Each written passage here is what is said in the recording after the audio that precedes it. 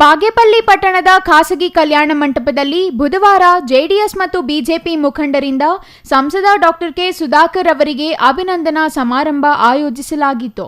ಈ ವೇಳೆ ಮಾತನಾಡಿದ ಡಾಕ್ಟರ್ ಕೆ ಸುಧಾಕರ್, ಬಾಗೇಪಲ್ಲಿ ಸೇರಿದಂತೆ ಬಯಲು ಸೀಮೆಯ ಜನರ ಶಾಶ್ವತ ಸಮಸ್ಯೆ ನೀರಿನ ಸಮಸ್ಯೆ.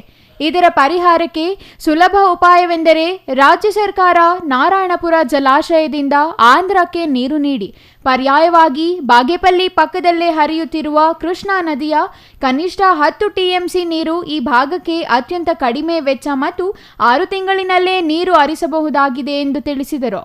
ಕೇವಲ 3 ತಿಂಗಳಲ್ಲಿ ಬಾಗೇಪಲ್ಲಿಯ ಚಿತ್ರಾವತಿ ಜಲಾಶಯದ ಅಭಿವೃದ್ಧಿ ಸೇರಿದಂತೆ ಕೇಂದ್ರದಿಂದ 128 ಕೋಟಿ ಅನುದಾನ ತರಲಿದ್ದೇವೆ.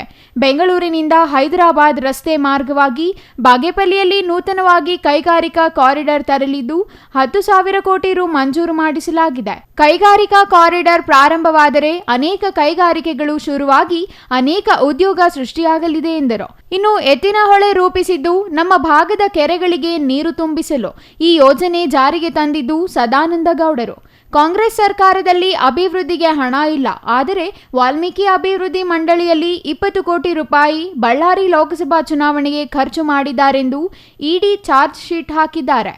ಅಭಿವೃದ್ಧಿಗೆ ಹಣ ಇಲ್ಲ, ಮಜಾ ಮಾಡಕ್ಕೆ, ಭ್ರಷ್ಟಾಚಾರ ಮಾಡಕ್ಕೆ ಕಾಂಗ್ರೆಸ್ ಸರ್ಕಾರದಲ್ಲಿ ಹಣ ಇದೆ ಎಂದು ಆರೋಪ ಮಾಡಿದರು. ಎತ್ತಿನಹೊಳೆ ಯೋಜನೆ ತಂದಿರುವುದಕ್ಕೆ ಅಭಿನಂದನೆ ಸಲ್ಲಿಸಲು ಮುಂದಾಗಿದ್ದಾರೆ. ಆದರೆ ಕೋಲಾರ ಚಿಕ್ಕಬಳ್ಳಾಪುರ ಜಿಲ್ಲೆಗೆ ಎತ್ತಿನಹೊಳೆ ನೀರು ಬಂದಿದೆಯಾ ಎಂದು ಪ್ರಶ್ನಿಸಿದರು. ಇನ್ನು ನೀವು ಜಿಲ್ಲಾಧಿಕಾರಿಗಳಿಗೆ ಮನವಿ ಕೊಟ್ಟು ಎತ್ತಿನಹೊಳೆ ನೀರು ಕೋಲಾರ ಚಿಕ್ಕಬಳ್ಳಾಪುರ ಜಿಲ್ಲೆಗಳಿಗೆ ಹರಿಸುವಂತೆ ಮನವಿ ಮಾಡುವಂತೆ ಸೂಚಿಸಿದರು. ಆದರೆ ಈ ಭಾಗದ ನೀರು ಚಿಕ್ಕಬಳ್ಳಾಪುರ ಕೋಲಾರ ಭಾಗದ ಜನರಿಗೆ ಬರುವುದಿಲ್ಲ ಎಂದು ಕಂದಾಯ ಸಚಿವರು ತಿಳಿಸಿದ್ದಾರೆ. ಆದರೆ ಸರ್ಕಾರ ಆಂಧ್ರಪ್ರದೇಶದ ಜಿಲ್ಲೆಗೆ ಪಕ್ಕದಲ್ಲಿ ಇರುವುದರಿಂದ ಕೃಷ್ಣಾ ನದಿ ನೀರು ಜಿಲ್ಲೆಗಳಿಗೆ ಹರಿಸಲು ಮುಂದಾಗಬೇಕು. ಇದಕ್ಕೆ ನಾವು ಮುಂದೆ ಬರುತ್ತೇವೆ, ಮೊದಲು ಈ ಕೆಲಸ ಮಾಡಿ ಎಂದು ತಿಳಿಸಿದರು.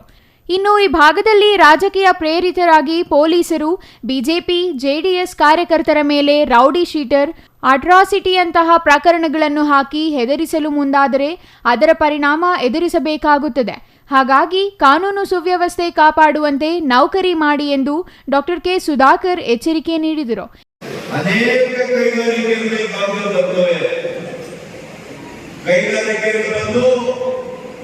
ನಮ್ಮ ಅನೇಕ ಸಾವಿರಾರು ಲಕ್ಷಾಂತರ ಯುವಕರಿಗೆ ಉದ್ಯೋಗ ಸಿಗ್ತದೆ.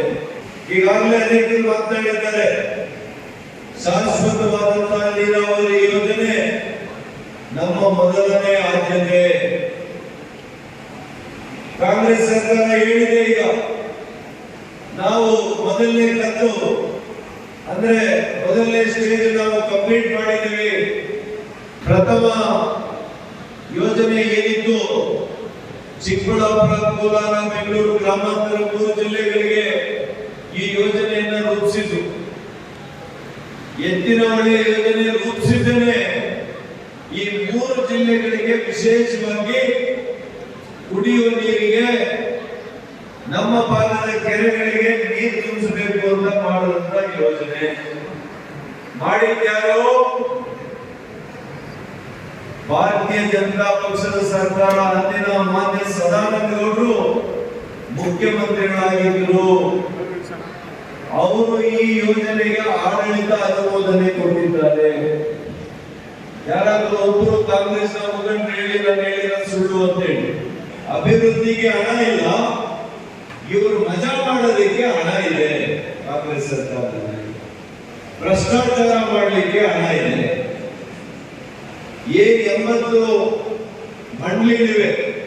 ಆ ಎಲ್ಲಾ 80 ಮಂಡಳಿಗಳನ್ನು ತುಂಬಿಸ್ಬಿಟ್ಟವ್ರೆ. ಅಧ್ಯಕ್ಷರು, ಉಪಾಧ್ಯಕ್ಷರು, ನಿರ್ದೇಶಕರು, ಅವ್ರಿಗೆ ವೇತನ, ಅವರಿಗೆ ಕಾರುಗಳು, ಅವರಿಗೆ ಪೆಟ್ರೋಲ್,